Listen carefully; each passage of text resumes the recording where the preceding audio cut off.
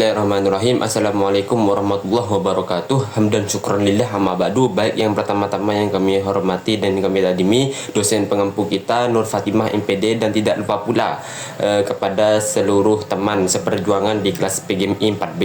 Baik, di sini saya akan menjelaskan tentang salah satu materi, yaitu penilaian berbasis kelas atau disingkat dengan PBK.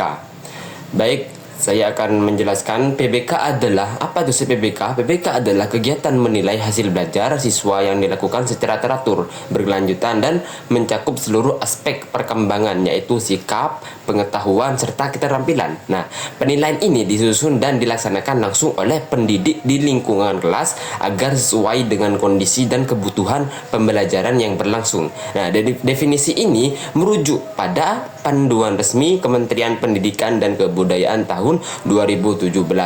Nah, dan selanjutnya yaitu ada tujuan dan fungsi. Apa sih tujuan dan fungsi PBK? Nah, tujuan utamanya yaitu mengetahui seberapa jauh siswa menguasai kompetensi yang telah ditetapkan. Nah, terus memantau perkembangan kemampuan siswa dan dari waktu ke waktu. Nah, terus yang lainnya memberikan masukan kepada siswa maupun pendidik untuk perbaikan proses dan hasil belajar. Nah, terus fungsinya apa tuh sih fungsinya PBK?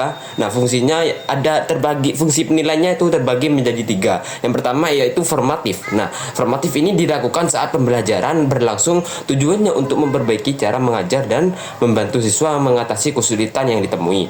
Nah, terus yang kedua ada sumatif. Nah, apa itu sumatif? Sumatif dilakukan setelah satu periode pembelajaran selesai untuk menentukan tingkat keberhasilan atau hasil akhir belajar siswa. Terus yang ketiga yaitu diagnostik.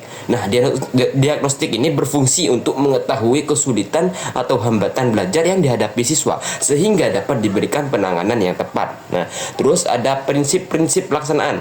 Agar penilaian berjalan baik dan hasilnya dapat dipercaya, PBK harus mengikuti prinsip berikut. Nah, yang pertama itu valid. Nah, sesuai dengan kompetensi atau materi yang dinilai, tidak keluar dari ruang lingkup pembelajaran. Terus yang kedua ada terpadu, menjadi satu kesatuan dengan kegiatan pembelajaran, bukan kegiatan yang terpisah. Terus yang ketiga ada objektif, berdasarkan kenyataan dan bukti yang ada, tidak dipengaruhi oleh perasaan atau pandangan pribadi penilai. Terus yang keempat ada terbuka dan berkesinambungan, kriteria penilaian diketahui semua pihak dan dilakukan secara terus-menerus sepanjang proses belajar. Terus yang kelima ada adil, tidak membedakan perlakuan dan tidak merugikan siswa dalam bentuk apapun. Terus yang terakhir ada edukatif, mampu mendorong semangat dan keinginan siswa untuk terus belajar dan berkembang. Terus ada jenis penilaian berdasarkan aspek. Nah, penilaian dibagi sesuai dengan aspek yang dinilai dengan teknik yang berbeda-beda.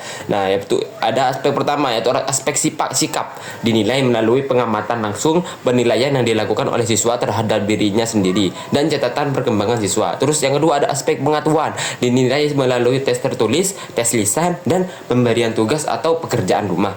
Terus yang ketiga ada aspek keterampilan. Nah, dinilai melalui praktik langsung, pengerjaan proyek, pengumpulan hasil karya dalam bentuk portofolio, dan penilaian terhadap produk atau hasil kerja siswa. Nah, pembagian berdasarkan waktu dan tujuan. Nah, penilaian formatif dilakukan selama proses pembelajaran berlangsung, tujuannya untuk mengetahui kekurangan dan segera melakukan perbaikan agar hasil belajar menjadi lebih baik. Terus yang kedua ada penilaian sumatif. Nah, dilakukan di akhir pembelajaran, misalnya setelah satu bab atau satu semester selesai, tujuannya untuk menentukan tingkat keberhasilan belajar dan menjadi dasar pemberian nilai akhir.